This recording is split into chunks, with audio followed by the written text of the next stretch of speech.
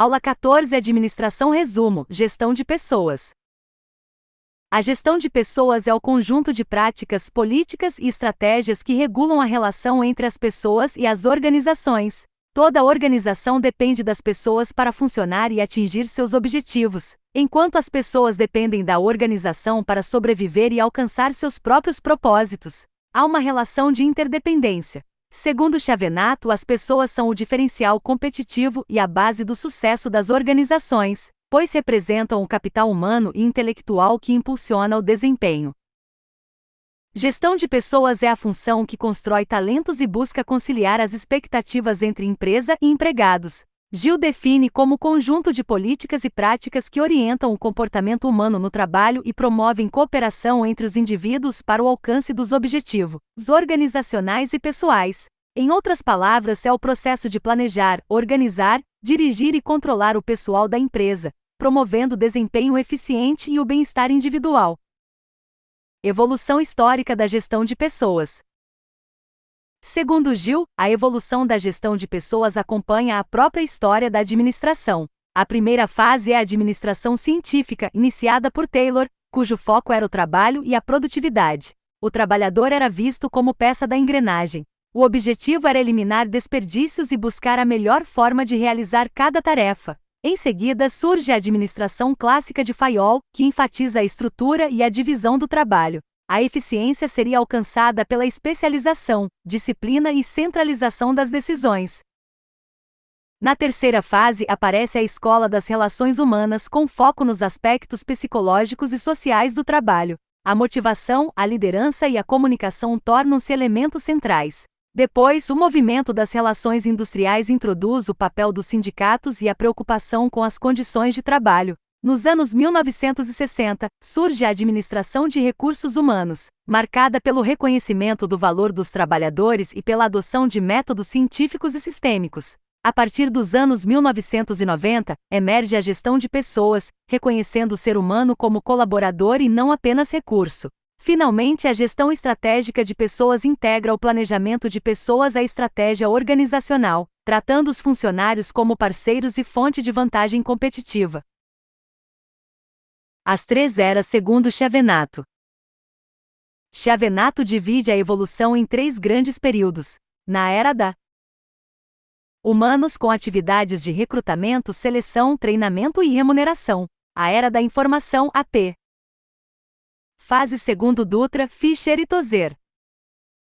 Dutra descreve três fases: a operacional, voltada à execução, a gerencial, voltada à integração dos processos, e a estratégica, voltada à criação de valor. Fischer identifica quatro modelos: o departamento pessoal, preocupado com burocracia e custos; a gestão do comportamento humano, que foca motivação e liderança; a gestão estratégica, que alinha pessoas à estratégia da empresa; e a gestão por competências, que busca desenvolver os conhecimentos, habilidades e atitudes que geram vantagem competitiva. Tozer apresenta 5 fases no Brasil. A fase contábil, antes de 1930, em que o trabalhador era custo; a fase legal, de 1930 a 1950, marcada pela consolidação das leis do trabalho e pelo surgimento do chefe de pessoal; a fase tecnicista, de 1950 a 1965, que profissionaliza o setor; a fase administrativa, ou sindicalista, entre 1965 e 1985, que enfatiza as relações humanas e os sindicatos; e a fase estratégica, a partir de 1985, quando o gestor de recursos humanos assume papel diretivo. Diferença entre administração de recursos humanos e gestão de pessoas. Gil explica que a expressão gestão de pessoas substitui a administração de recursos humanos porque o termo anterior tratava o trabalhador como recurso físico. A gestão de pessoas amplia essa visão, reconhecendo o colaborador como parceiro e patrimônio intelectual. Enquanto a antiga administração tinha foco na eficiência interna e em rotinas burocráticas, a nova gestão privilegia a eficácia organizacional, a inovação, a mudança cultural e a visão de futuro. Modelos de gestão de pessoas. Há 3 modelos principais. O modelo instrumental ou funcionalista trata a gestão como questão técnica. Os empregados são vistos como recursos e o objetivo é alinhar o desempenho individual aos fins organizacionais, mantendo controle e hierarquia. O modelo político reconhece o conflito como natural e funcional. A organização é uma arena de interesses divergentes, e o gestor atua como mediador, negociando acordos e equilíbrios. O modelo estratégico busca alinhar as políticas de gestão de pessoas à missão, visão e valores da organização, integrando-as ao planejamento estratégico e valorizando a inovação e a competitividade. Processos de gestão de pessoas segundo Chiavenato. Chiavenato apresenta 6 processos fundamentais. Primeiro, agregar pessoas. Em outra abordagem, o autor reduz esses processos a 5 subsistemas. O subsistema de provisão cuida do planejamento, recrutamento e seleção. O de aplicação define funções e cargos. O de manutenção garante remuneração, benefícios e segurança. O de desenvolvimento promove treinamento e capacitação. E o de monitoração acompanha dados e auditorias, analisando o desempenho global do capital humano. Processo segundo Dutra. Dutra agrupa os processos em 3 categorias: a movimentação, que abrange a captação, transferência, promoção e recolocação; o desenvolvimento, que trata da capacitação, carreira, sucessão e liderança; e a valorização, que define os parâmetros de reconhecimento e recompensa. Essa visão integra a evolução do indivíduo à estratégia organizacional. Responsabilidade de linha e função de staff. Chiavenato explica que a responsabilidade de linha é exercida pelos gestores diretos, que lideram suas equipes e tomam decisões sobre pessoas. Já a função de staff é exercida por especialistas que prestam apoio técnico e consultivo sem autoridade direta. Assim, o gestor de linha decide e o staff orienta. Objetivos e desafios da gestão de pessoas. Os principais objetivos são atrair, desenvolver, motivar e reter talentos, garantindo que os interesses da organização e das pessoas se complementem. Entre os desafios estão a adaptação às mudanças tecnológicas, a gestão da diversidade, a manutenção da qualidade de vida, a flexibilidade organizacional e o equilíbrio entre produtividade e bem-estar. Estratégia, planejamento e políticas de gestão de pessoas. A gestão estratégica de pessoas envolve 3 níveis. O nível estratégico, que define políticas amplas e alinhadas ao plano. As políticas de recursos humanos estabelecem princípios de ação, e as estratégias visam integrar o comportamento humano à missão organizacional. O planejamento estratégico de pessoas define metas de curto, médio e longo prazo, analisando a demanda e a oferta de talentos e antecipando necessidades futuras. Existem modelos quantitativos que focam números e estatísticas, e modelos qualitativos, que enfatizam competências e potencial humano. Equilíbrio organizacional. O equilíbrio organizacional é alcançado quando a correspondência entre as contribuições que as pessoas oferecem à empresa e as recompensas que recebem.